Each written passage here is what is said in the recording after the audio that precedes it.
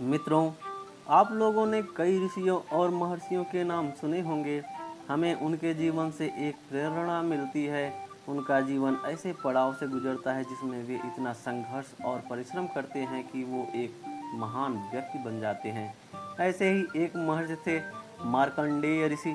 मार्कंडेय ऋषि 16 वर्ष की आयु के साथ पैदा हुए थे, अर्थात अल्प आयु थे, लेकिन अपनी सच्ची भक्ति के बल पर वे चिरंजीवी हो गए। आइए जानते हैं। मृगश्रृंग नाम के एक शिव भक्त थे। उनके यहाँ एक पुत्र ने जन्म लिया। उनका पुत्र अपने शरीर को खुजलाता रहता था, इसलिए मृगश्रृंग ने अपने पुत्र का नाम मृकंडु रख दिया। मृकंडु में समस्त श्रेष्ठ गुण थे। पिता के पास रहकर उन्होंने वेदों का अध्ययन किया एवं पिता के आज्ञा अनुसार मृदगुल मुनि की कन्या के साथ विवाह किया। मृकंडु जी का वैवाहिक जीवन शांति पूर्ण ढंग से व्यतीत हो रहा था, लेकिन बहुत समय तक उनके घर किसी संतान ने जन्म ना लिया। इस कारण उन्होंने और उनकी पत्नी मरुद्वंती ने कठोर तप किया।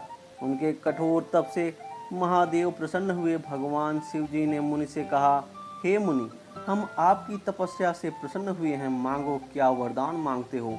तब मुनि मृकंडु ने कहा, प्रभु, यदि आप सच में मेरी तपस्या से प्रसन्न हैं तो मुझे संतान के रूप में पुत्र प्रदान करें।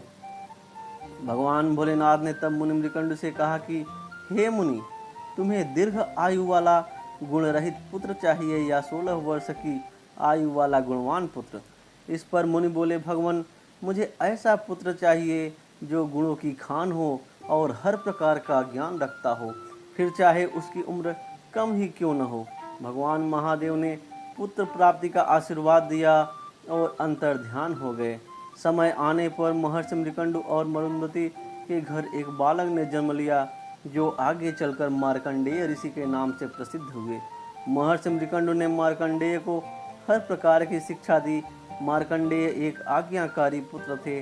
माता पिता के साथ रहते हुए 15 साल बीत गए। जब 16वां साल आरंभ हुआ तो माता पिता उदास रहने लगे। पुत्र ने कई बार उनसे उदासी का कारण जानने का प्रयास किया। एक दिन महर्षि मार्कंडेय ने बहुत जिद की तो महर्षि मृकंडु ने बताया कि भगवान शंकर ने तुम्हें मात्र 16 आयु दी है और यह पूर्ण होने वाली है, इस कारण मुझे शोक हो रहा है। इतना सुनकर मार्कंडेय ऋषि ने अपने पिता से कहा कि आप चिंता ना करें, मैं शंकर जी को मना लूँगा और अपनी मृत्यु को टाल दूंगा। उसके बाद वे घर से दूर एक जंगल में चले गए।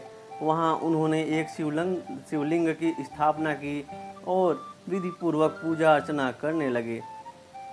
निश्चित समय आने पर काल वहां पहुंचा। महर्षि ने उनसे यह कहते हुए कुछ समय मांगा कि अभी वह शंकर जी की स्तुति कर रहे हैं, जब तक वह पूरी नहीं कर लेते तब तक प्रतीक्षा करें। काल ने ऐसा करने से मना कर दिया तो मार्कंडेय ऋषि ने विरोध किया। तब काल ने उन्हें घिसना चाहा तो वे शिवलिंग से लिपट गए। इस सब के बीच भगवान भोलेनाथ वहां प्रकट हुए। उन्होंने काल को लात मारी और उन्हें आज्ञा दी कि तुम्हारा समय समाप्त हो गया। उसके बाद मृत्यु के देवता शिव जी की आज्ञा पाकर वहां से चले गए। मार्कंडेय ऋषि की श्रद्धा और आस्था से महादेव प्रसन्न हुए और उन्हें अनेक कल्पों तक जीने का वरदान दिया।